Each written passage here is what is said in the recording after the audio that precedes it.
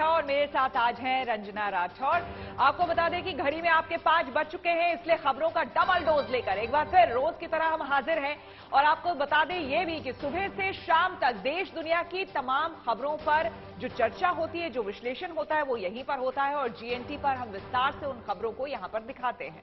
नमस्कार, मैं हूं आपके साथ रंजना सिंह राठौर। जी हां, सुबह से शाम के 5 बजे तक हर वो बड़ी खबर जिस पर आपकी निगाह रहती है, उसे हम विस्तार से आगे आपको बताने वाले हैं। चलिए खबरों की शुरुआत करते हैं। देखिए, दिवाली के मौके पर रेलवे अपने कर्मचारियों को बड़ा तोहफा दिया है। रेलवे ने, केंद्रीय मंत्रिमंडल ने रेलवे कर्मचारियों के लिए 78 दिनों के वेतन के बराबर बोनस देने का ऐलान किया है। रेलवे ने 78 दिनों के वेतन के बराबर उत्पादकता से जुड़े बोनस का भुगतान करने का फैसला किया है।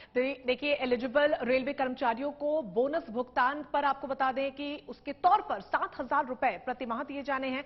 78 दिनों के हिसाब से कर्मचारियों को बोनस राशि के तौर पर 17,951 रुपए दिए जाएंगे और इससे करीब रेलवे के 11,27,000 कर्मचारी लाभान्वित होंगे। देखिए, कोरोना काल के दौरान रेलवे ने अपने काम से सभी को प्रभावित किया था। कर्मचारियों द्वारा लॉकडाउन अवधि के दौरान भी दुर्गम स्थानों पर आवश्यक वस्तु जैसे कि भोजन, खाद, कोयला और अन्य वस्तु की आवाजाही सुनिश्चित की गई थी। और इसके अलावा रेलवे अपनी फैसिलिटीज में भी अपडेशन ला रहा है और वाकई में अपने आप में श्वेता ये बहुत बड़ा सराहनीय कदम।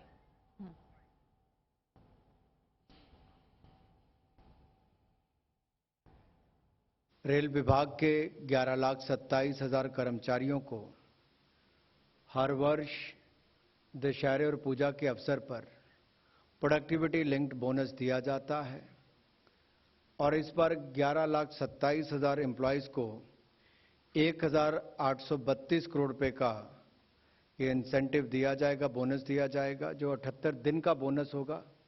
22,000 करोड़ रुपए का जो इन्होंने खर्चा वहन किया है, वो वन टाइम ग्रांट भारत सरकार 22,000 करोड़ रुपए की दे रही है ताकि आम नागरिक के ऊपर, देश की सामान्य जनता जो हमारे देश के नागरिक है, उसके ऊपर इसका बोझ ना पड़े।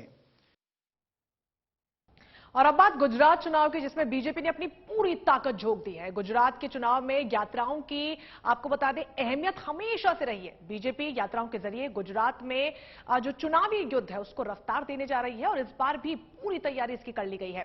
गुजरात में इस बार भी बीजेपी ने 5 गौरव यात्रा निकालने की बेका तैयारी कर ली है। उसकी शुरुआत आज मेहसाना से हो गई। ये यात्रा गुजरात की 144 विधानसभाओं में निकलेगी और इस दौरान 120 जनसभाएं आयोजित की जाएंगी।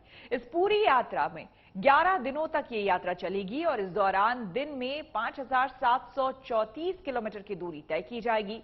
गौरव यात्रा के दौरान 358 स्वागत सभाओं का भी प्लान है। इस यात्रा की जिम्मेदारी 5 केंद्रीय मंत्रियों को सौंपी गई है। आज इस यात्रा को हरी झंडी बीजेपी अध्यक्ष ने दिखाई। कोई भारतीय जनता पार्टी की गौरव यात्रा नहीं है। ये यात्रा निकालने वाली भारतीय जनता पार्टी हो सकती है। ये गौरव यात्रा सिर्फ गुजरात की गौरव यात्रा नहीं है। ये गौरव यात्रा भारत के गौरव को स्थापित करने वाली गौरव यात्रा है।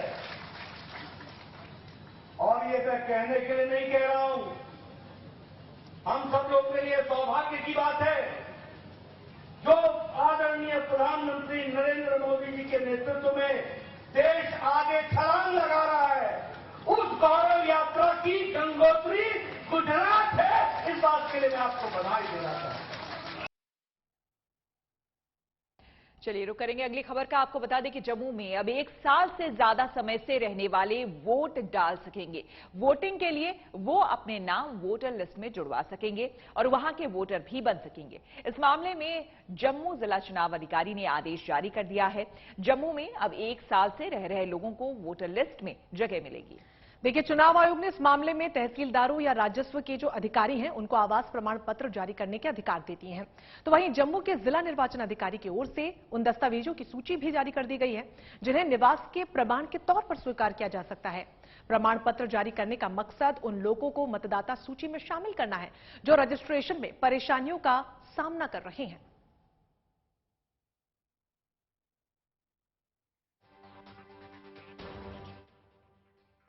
बात बिहार की, जहां के मुख्यमंत्री नीतीश कुमार आज सैफई में जाकर मुलायम सिंह यादव को श्रद्धांजलि देने पहुंचे।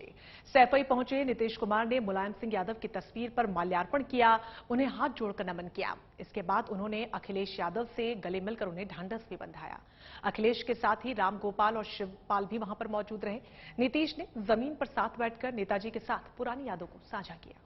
सैफई में हुए उनके अंतिम संस्कार में बड़ी तादाद में लोग उमड़े थे, लेकिन नीतीश कल यहां नहीं पहुंच पाए थे। समाजवादी पार्टी के नेता और यूपी के पूर्व मुख्यमंत्री मुलायम सिंह यादव के निधन के बाद से उन्हें श्रद्धांजलि देने वालों का तांता लगा हुआ है।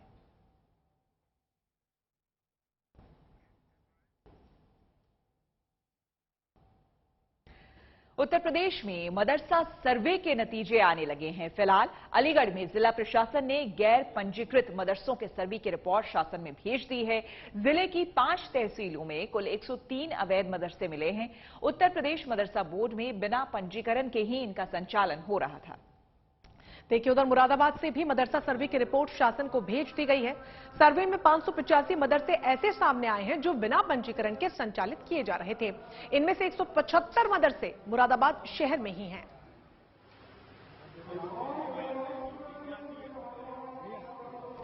तो अलीगढ़ जिला प्रशासन की तरफ से इस रिपोर्ट को यहां पर जारी किया गया है, जहां पर प्रशासन ने इस रिपोर्ट को सौंपा गया है। उत्तर प्रदेश में मदरसा सर्वे के नतीजे आने लगे हैं श्वेता, जिसको लेकर कई तरीके की प्रतिक्रियाएं भी दी जा रही थी।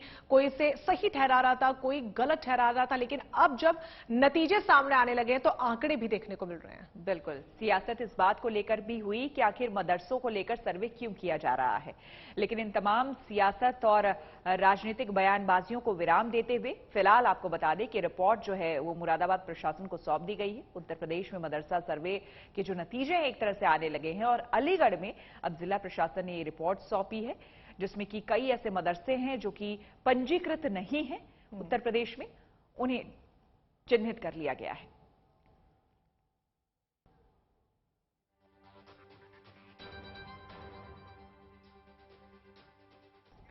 सुप्रीम कोर्ट ने आज प्लेसेस ऑफ वर्शिप एक्ट के प्रावधानों को चुनौती देने वाली याचिकाओं पर सुनवाई की है और इस दौरान मुख्य न्यायाधीश यूयू ललित, न्यायमूर्ति अजय रस्तोगी और न्यायमूर्ति रविंद्र एस भट्ट की पीठ ने याचिकाओं पर जवाब देने के लिए आपको बता दें कि केंद्र सरकार को यहां पर सप्ताह का समय दिया है।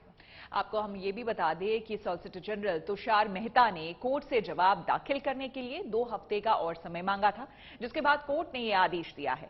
सुप्रीम कोर्ट ने केंद्र सरकार को 31 अक्टूबर तक हलफनामा दाखिल करने के लिए कहा है। इस मामले में अगली सुनवाई अब 14 नवंबर को होगी।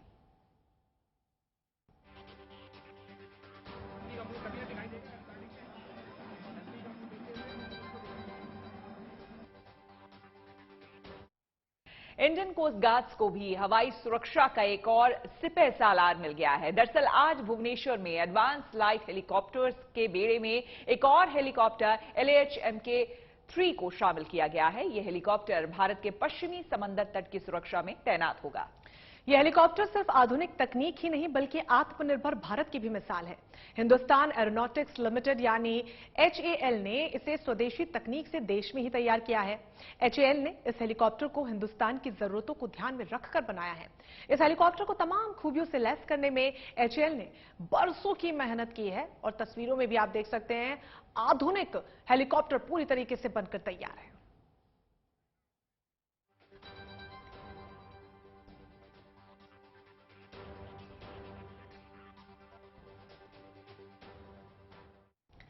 और बात उधमपुर की, जहां पर आज भारतीय वायुसेना का दम देखने को मिला। मौका था जम्मू कश्मीर और लद्दाख के एयर ऑफिसर कमांडिंग के 60 साल पूरे होने का। इस मौके पर उधमपुर एयरफोर्स स्टेशन में एक शानदार एयर शो का आयोजन हुआ। वहां पर Rafale, Jaguar, MiG-29, Sukhoi 30M के जैसे लड़ाकू विमानों ने एयर शो में हिस्सा लिया। एयर शो को देखने के लिए बड़ी तादाद में लोग भी वहां पर पहुंचे थे। एयर शो की शुरुआत एयरफोर्स के जवानों ने आसमान में तिरंगा लहराकर की। इसके बाद राफेल, जैगुआर और MiG विमानों की दहाड़ से पूरा आसमान गूंज उठा। आसमान का बाहुबली C-135 हरकुलिस जब आसमान में आया तो सभी की नजरें उस पर टिक गई। हरकुलिस चंद मिनटों में सैनिक और हथियार युद्ध के मैदान में पहुंचा सकता है। इस एयर शो में युद्ध जैसे हालात के लिए वायुसेना की तैयारियों का प्रदर्शन भी किया गया।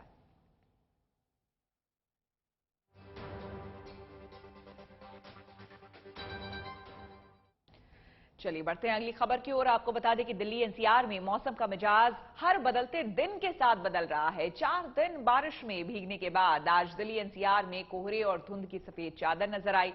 सुबह के वक्त विजिबिलिटी कम थी, वाहनों की आवाजाही पर भी असर पड़ा। बारिश के बाद तापमान में कमी है, लिहाजा लोगों को सुबह ठंड का एहसास हुआ। देखिए, माना जा रहा है कि इस साल कम से कम दिल्ली एनसीआर में तो सर्दी जल्द दस्तक देने वाली है। जानकारों की माने तो आज तो कोहरा और धुंध दिल्ली एनसीआर के आसमान में नजर आया। वो लगातार हुई बारिश का नतीजा भी है। ऐसा ही नहीं है कि ये धुंध और कोहरा आने वाले दिनों में ऐसे ही देखने को मिलेगा। हाँ, इतना जरूर है कि सर्दियों की दस्तक कम से कम यहां पर शता हो चुकी है। तस्वीरों में भी देख सकते हैं किस तरीके से कोहरा नजर आ रहा है और ठंड तो पिछले कई दिनों से महसूस कर ही नहीं, लगातार हो रही बारिश की वजह से। बिल्कुल, और एकाएक मौसम में बदलाव देखने को मिल रहा है, हम महसूस भी कर रहे हैं। और आज सुबह सुबह दिल्ली और एनसीआर के लोगों ने भी इस धुंध के साथ अपनी सुबह की शुरुआत की। अभी जो सीजन आ रहा है, ये जो रेन हो गया, it will continuously give morning में जो है ना फॉग एंड स्मॉग। और जो सभी को मालूम है कि दिवाली के आसपास जो है पोल्यूशन होता है। सो अभी हमारा मॉनिटरिंग जो है मेनली यही फॉग और स्मॉग होगा। रेन नहीं है 10 दिन तक, कोई मेजर सिस्टम नहीं है। और यही है कि लास्ट जो सिस्टम था वो रिकॉर्ड रेन दिया दिल्ली में आफ्टर 1956। तो मान के चलें कि अगले कुछ दिनों में ठंड जो है वो बढ़ने वाली है। तो नेचुरली डिपेंड्स ऑन कितना स्काई क्लियर होता है, क्योंकि जो रात का जो तापमान फॉल होना है ना, उसके लिए क्लाउड नहीं होना चाहिए, सो दैट माता पृथ्वी का जो है ना ठंड होता है, क्योंकि रात में वो रेडिएशन कूलिंग होता है। अगर ऐसे भरा रहेगा स्मोक एंड क्लाउड्स, तो इतना टेम्परेचर फॉल नहीं हुआ, क्योंकि टेम्परेचर यू रिक्वायर ठंड के लिए 15 डिग्री। अभी तो चांस नहीं है, दिसंबर 15 पहले इतना जल्दी नहीं है। बुधवार की सुबह राजधानी दिल्ली और एनसीआर इलाकों में फॉग आसमान में छाया रहा। जब लोगों ने बाहर निकल के देखा तो उन्हें धुंध नजर आई। ये लोग बेहद चौंक गए, क्योंकि मंगलवार तक बारिश होती रही। दोपहर के बाद मौसम साफ हुआ, धूप निकली, तो लोगों को लगा कि शायद अब मौसम साफ हो जाएगा। लेकिन बुधवार की सुबह आप देखिए किस तरीके से आसमान में धुंध छाया हुआ है। दिल्ली ही नहीं बल्कि एनसीआर के ज्यादातर इलाकों में इसी तरीके से धुंध छाई हुई है। अगर हम अनुमान की बात करें तो करीबन 10 बजे के आसपास मौसम साफ होने की उम्मीद है। जिस तरीके के पहले ही मौसम विभाग ने अनुमान लगाया था कि मंगलवार तक लगातार बारिश होगी और उसके बाद आसमान साफ होगा, तो मंगलवार की दोपहर आसमान साफ तो हुआ, धूप निकली भी, लेकिन बुधवार को एक बार फिर से मौसम ने करवट ली है। तो दिल्ली एनसीआर के बाद अब बात मैदानी इलाकों की कर लेते हैं, और यहां भी सर्दी ने दस्तक दी है। तो वहीं पहाड़ों पर भारी बर्फबारी का दौर शुरू हो चुका है। हिमाचल प्रदेश के कई हिल स्टेशनों पर अभी से बर्फ की साफ देखिए चादर देखने को मिल रही है। ऊंचे पहाड़ों पर सीजन की सबसे भारी बर्फबारी हुई है। सूबे की राजधानी शिमला के साथ ही मनाली में सोमवार रात ही बारिश यहां पर लगातार सोमवार रात से जारी है। पहाड़ों पर बर्फबारी और निचले इलाकों में हो रही बारिश ने ठंड को और ज्यादा बढ़ा दिया है। पारा अचानक से नीचे लुढ़क गया है। आपको बता दें कि रोहतांग पास की तरफ जाने वाली सड़क के चारों ओर बर्फ ही बर्फ है। मनाली से 52 किलोमीटर दूर रोहतांग पास के करीब चितकुल गांव में भी बर्फबारी हुई है। हालांकि पहाड़ों पर यह बर्फबारी तय समय से ही हुई है। ऐसे में इस बार हिल स्टेशन पर सैलानियों के ज्यादा से ज्यादा संख्या में पहुंचने की उम्मीद है। होटल मालिक भी सर्दियों का टूरिस्ट सीजन समय से शुरू होने की उम्मीद लगा रहे हैं। आप देख सकते हैं चारों तरफ बर्फ से पटे हुए आपको नजर आ रहे होंगे, चाहे पहाड़ हो या फिर घर हो लोगों के। और ये पहली बर्फबारी है, और ताजा बर्फबारी जब होती है तो मौसम काफी सुहाना हो जाता है। और मुझे लगता है कि हमारी खबरों को देखने के बाद ही रंजना अब लोग जो है होटल्स में बुकिंग कराना भी शुरू कर देंगे। बिल्कुल, बहुत ज्यादा जरूरी भी है, क्योंकि ये वो तस्वीरें हैं जो लोग नवंबर के अंत या दिसंबर की शुरुआत में देखने के लिए तरसते हैं। और इतनी जल्दी जब ऐसा नजारा देखने को मिले और हम लगातार तस्वीरें दिखा रहे हैं, तो आपको जरूर वहां पर पहुंचना चाहिए। तो उत्तर प्रदेश के 18 जिले बारिश और बाढ़ से प्रभावित हैं। कई इलाके डूब भी चुके हैं, नदियां उफान पर हैं। ऐसे में मुख्यमंत्री योगी आदित्यनाथ ने आज बाढ़ प्रभावित इलाकों का दौरा किया। उन्होंने बलरामपुर, श्रावस्ती और बहराइच में बाढ़ का हालातों का जायजा लेने के लिए वो पहुंचे, और स्थिति अपने आप में भयावह। इस दौरान सीएम योगी ने लोगों को राहत सामग्री भी वितरित की। उन्होंने अफसरों को बाढ़ प्रभावित गांव में पीड़ितों तक हर हाल में और अति शीघ्र सहायता मुहैया कराने के निर्देश भी दिए हैं। आपको बता दें, एक तरफ जहां हमने आपको दिखाया कि पहाड़ों पर बर्फबारी हो रही है, तो दूसरी तरफ उत्तर प्रदेश में खास करके बाढ़ और बारिश से लोग त्राहिमाम कर रहे हैं।